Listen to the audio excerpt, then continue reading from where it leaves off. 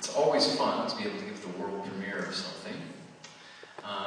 This composition, the duo for two cellos by Ratner, is really cool because we actually know the composer. Luminous, the piano trio of myself, my wife, and John Rumney, got to play his piano trio at Dakota Chamber Music last year. And in June, got to meet Mr. Ratner and work with him, and he was a very valuable coach. He had lots of really interesting discussions, and people really liked him. He's quite willing, you might say, as a composer, to draw from anything he chooses. That is, I've discussed at length in the many months since then, just composition and music in general.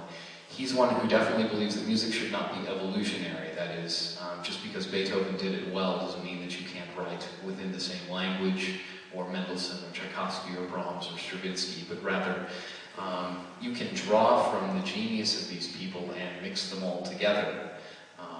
And so you might have a movement that's completely tonal, and then the next movement might be completely atonal, but won't be dogmatically so, and will draw freely from whatever he chooses.